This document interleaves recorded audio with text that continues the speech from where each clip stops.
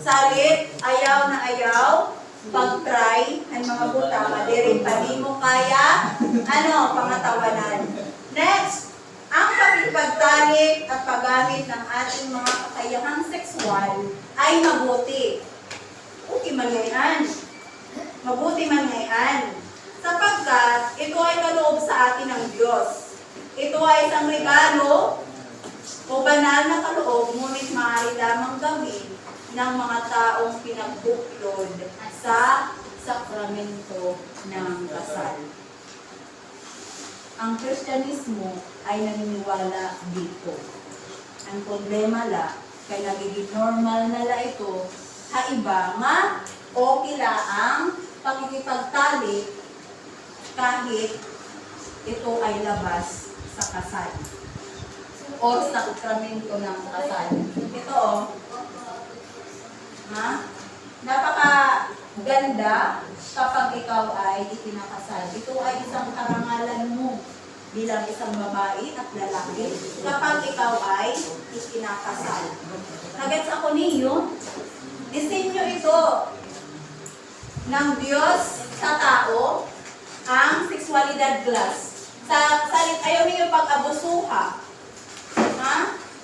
Kaya kung abusuhin ito ninyo, di rin ako mag-i-enjoy. Pag-abusit panahon kailangan na.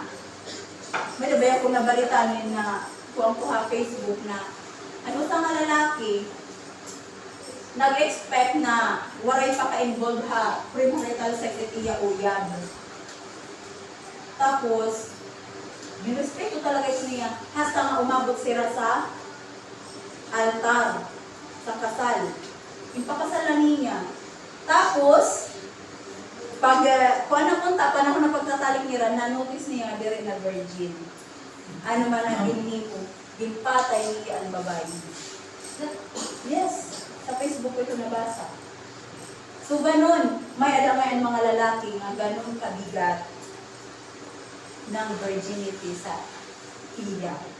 Salit, ingatan mo yung kalugar yun.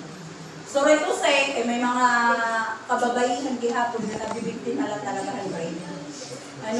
So, dire naman natin makuhaan na nga masisihan kaya mga sitwasyon. Pero, sorry to say, kay Puan, kinahanglan ng kamasin niya na i-mention. Did you get me, class? Yes, ma'am. Hanggang maaari, kung kaya man lang niyo, buhaton ini, dahil ito ay regalo ng Diyos, at kaloob ito ng Diyos sa atin na sexualidad sa pamamagitan ng sakramento ng kasal, yukan. Baka pa kamo? Panduha pala. Panduha. Premarital sex. Pangtulo. Prostitution. Ano nang kulining? Group, Group 4. Sige nga. May kilala ba kayo na prostitution? Prostitute? May alat? Ano daw ito? Ano ang kahulugan ng prostitusyon?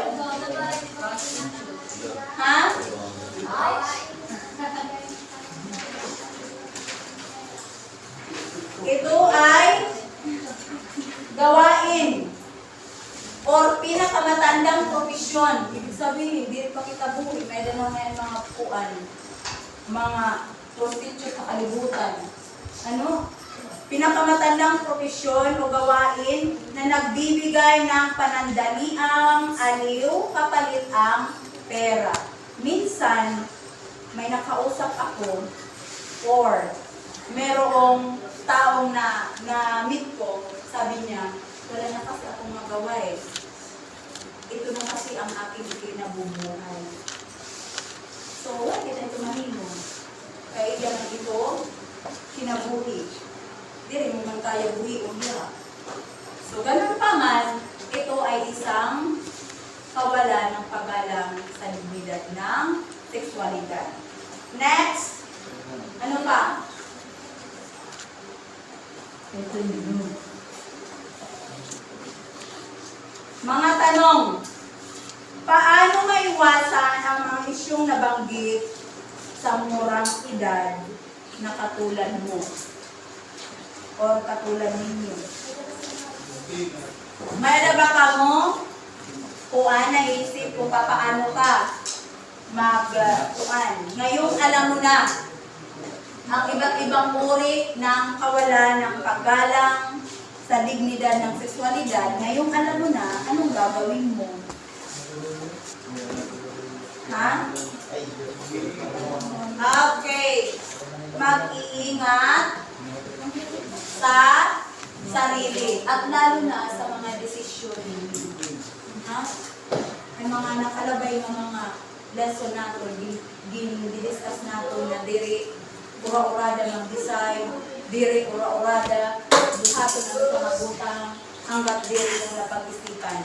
Ang maingat na pagbuhos galiban na topic natin ito, kay ano, once na ma-involve ka, halimbawa, naging kuang ka, naging biktima ka sa premarital sex, tapos nabuntis ka. Ako ito, madamang cases na nagpapatiwakal, nagpapakamatay. Labis na nga nag-run away at iya-uyab. Ha? Ayokong mangyari ito sa ating estudyante.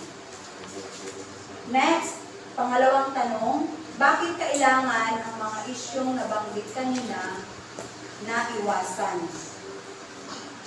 Kaya ano? Ano naman ito? Kung maging biktima ka ito, magiging miserable mo, kinabuhi. Hindi ka na maglilipay in terms of sexualidad. Hindi ka na mag-enjoy. Magiging prostitute ka na lang, bayaran ka na lang, panandali ang alin. Pagkatapos ito, kabayarin na imo, mauli ka, guilty ka, problemado ka, direct satisfied, imo pagiging tao kay na pati ikaw, baga nahugawang kayo ng kalugarin mo. Did you get me? Salit, be careful mga anak sa mga desisyon na iyo, mabuhaton or imubuhat. Next, kaya nyo bang protektahan ang inyong sarili sa mga isyong ito? Kaya ba? Yes. Kaya kung kaya ang iba, kaya mo pwede rin natin kaya. Kung kaya natin magpakasal, bakit hindi? O kaya ang iba magpakasal, bakit hindi mo kaya? Hindi ako nga, hindi pasal ako. 29 years old ako. Without any kuwan nito didahan ng mga kuwan. Kasi iningatan ko ang akong sarili. Salit, pag nag-aaway kami ng asawa, o kaya ha? Di ba ako basta-basta nga, mo nakuha. Masal ba ito? May pinagmamalaki pa. Katapos na ako ng kasal, katapos naman ng kasal, nagsiring anak kong mama ako ng asawa. Kung nadiri ka na akong anak, ibalik lang. Kaya parawatin ko ito. Pero never ito mangyayari. Ay, gumaman ako ng akong asawa. So, next. Mahalagang unawaan ng pagtatalik ay hindi lamang para makalaman ng kaligayahang sexual. Hindi ito isang paraan para makalaman ng kaligayahan lamang. Kundi ito ay isang paraan na naglalayong pagkisahin ang isang babae at lalaki sa diwa ng pagmamahal. Kay sexual langan, pagnanasa ng laman-langan, katapos niyo ito nga usang activity, bayaan ka, kumusta man kita. Ano? So yun. Next, sa diwa ng pagmamahal ha, ang sexualidad ay kaloob sa atin ng Diyos. Ito ay mabuti at magdadala ito sa atin ng layuning makamit at madama ang tunay na pagmamahal na siya namang dahilan kung bakit nilalang tayo ng Diyos. Design ito ng Lord na aton na magkamada kita, partner ang kinabuhi. Pagtataya na tayo, Diyos. Tayo na ito. Ay, naniniwan source. Diba nagsaring ang kayo? Naunawaan nyo ba? Lahat ng aking mga sinabi? Okay.